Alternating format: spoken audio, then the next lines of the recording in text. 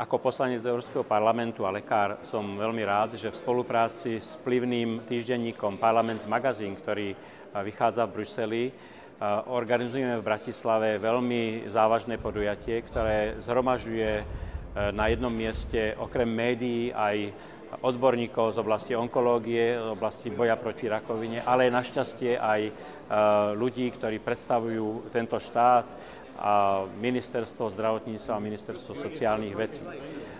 Cieľom tohto podujatia je vlastne hovoriť o prevencii a liečbe rakoviny ako takej, ktorá je hrozným zabíjačom ľudí a aj v Európe tisícky ľudí denne sa dozvie, že dostalo rakovinu a tiež tisícky ľudí zomrie na takúto diagnózu vrátane Slovenska.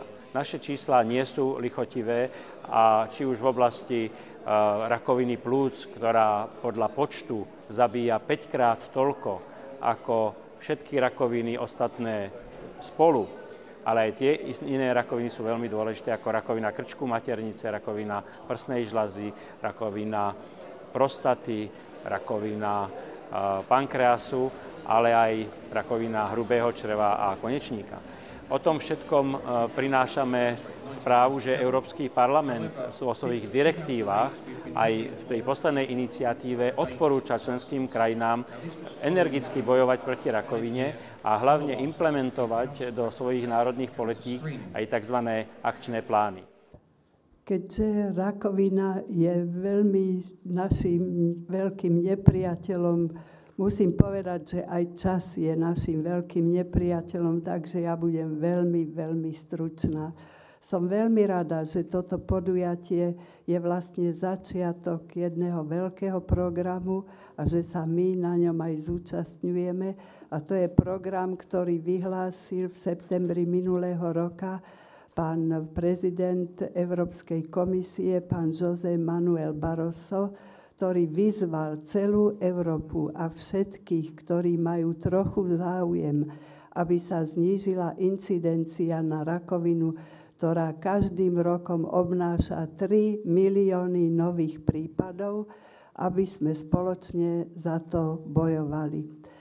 Tento plán bol nazvaný Európske partnerstvo v akčnom pláne proti rakovine. A ja som rada, že sme sa k nemu pridali a že budeme spoločne bojovať.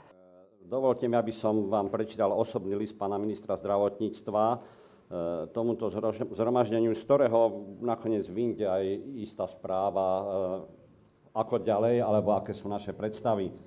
Takže, vážení prítomní, dovolte, aby som sa vám poďakoval za pozvanie na dnešné stretnutie, ktoré je venované onkologickým ochoreniam. Žiaľ, neodkladné povinnosti mi nedovolili prísť medzi vás. Veda prináša nové poznatky, zlepšujú sa možnosti včasnej diagnostiky a terapie. Aj napriek týmto pozitívam je výskyt onkologických ochorení stále vysoký. V Slovenskej republike ročne diagnostikujeme viac ako 25 000 nových pacientov, pričom treba povedať aj to, že v dostupnosti liečby a včasnej diagnostike sa Slovensko nachádza pomerne na popredných miestach v európskom rebríčku.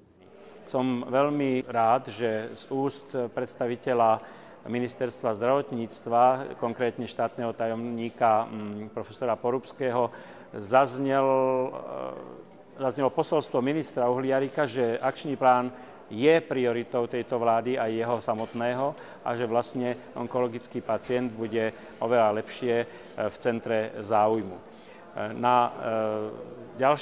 Z ďalšieho pohľadu sme tu hovorili aj o prevencii, dostupnosti, aj o liečbe, aj o takých psychosociálnych rozmeroch onkologického pacienta.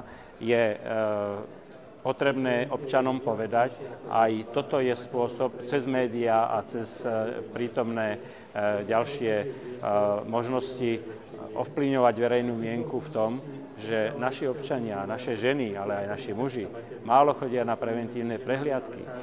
Dozvedeli sme sa len, že len 15% občanov využilo možnosť dať si vyšetriť preventívne, či nie sú nositeľmi kolorektálneho karcinómu.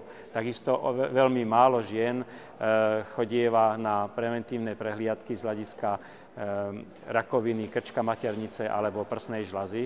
A toto sa musí zlepšiť, lebo toto priamo zachraňuje životy pacientov.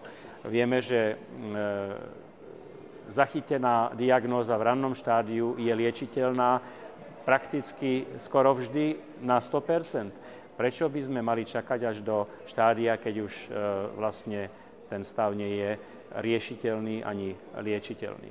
To je aj moja úloha lekára a poslanca Európskeho parlamentu prinášať takéto témy v svojej vlastnej krajine a som hrdý, že po Londýne a Paríži je tento seminár vlastne aj tu na Slovensku, tak ako zaznelo z úst predstaviteľa tohto významného európskeho média Parliaments Magazine.